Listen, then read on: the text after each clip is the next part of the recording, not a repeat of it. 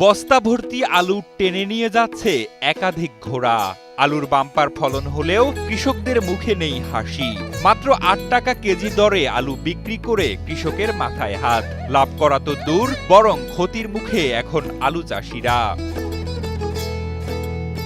কুড়িগ্রামে আলুর বাম্পার ফলন, কিন্তু খুশির বদলে বাড়ছে দুশ্চিন্তা।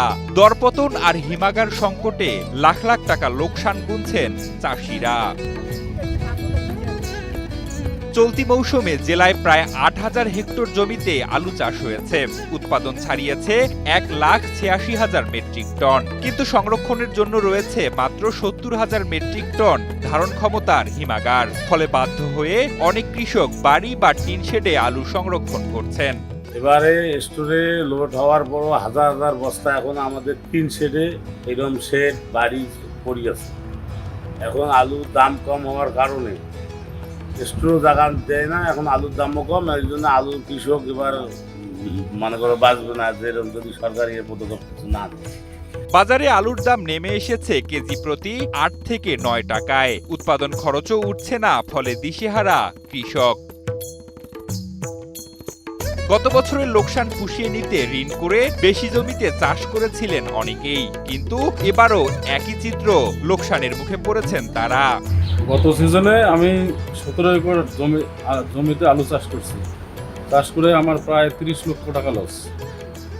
তো এবারে আমি ২০ একর জমি চাষ করছি এবং এই টাকা পয়সার সমস্যা হওয়ায় আমি ব্যাংক এবং এনজিও থেকে ১৪ লক্ষ টাকা লোন করছি।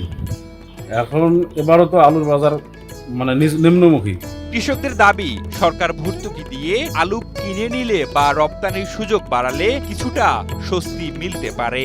বর্তমান যে আলু অবস্থা আছে আমাদের এখানে, সরকার যদি এই আলুগুলো ত্রাণ দিত, গরিব মানুষদেরকে যদি ত্রাণ দিত বা অন্য অন্য কাজে যদি আলুগুলো ব্যবহার করত, আমার মনে হয় যে অনেক কৃষক, অনেক মানুষই একটু হলেও স্বাবলম্বী হতো। গত বছর ৫০০ মেট্রিক টন আলু বিদেশে রপ্তানি করা গেলেও এবার মাত্র ৮০ মেট্রিক টন আলু রপ্তানি হবার পর তা বন্ধ রয়েছে। এমত অবস্থায় সরকার আলু রপ্তানির ব্যবস্থা না করলে চাষিরা খুব দুর্ভোগে পড়বে বলে মনে করেন কুড়িগ্রাম স্বনির্ভর আলু চাষী ব্যবসায়ী সমিতির সাধারণ সম্পাদক মোহাম্মদ সাইফুল ইসলাম।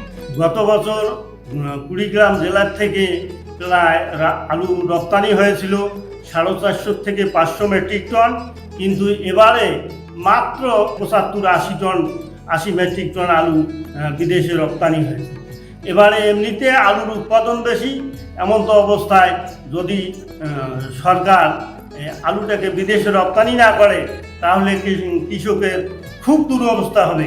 পার্শ্ববর্তী দেশ নেপাল, ভুটান ও মালয়েশিয়া সহ বিভিন্ন দেশে আলু রপ্তানি করা গেলে সমস্যা মিটে যাবে বলে আশা প্রকাশ করেন কুড়িগ্রামের খামারবাড়ি কৃষি সম্প্রসারণ অধিদপ্তরের উপপরিচালক আব্দুল্লাহ আল মামুন। প্রতি বছরই আমাদের কুড়িগ্রাম জেলা থেকে আলু বিদেশে রপ্তানি হয়, বিশেষত আমাদের পার্শ্ববর্তী দেশ নেপাল, ভুটান এবং মালয়েশিয়াতেও এখান থেকে আলু রপ্তানি হয়। এবছরও আলু রপ্তানি শুরু হয়েছে, আমাদের ইতিমধ্যে মালয়েশিয়াতে আলু রপ্তানি হয়েছে এবং আমরা আশা করছি যে ভুটান এবং নেপালেও এই আলু রপ্তানি হবে।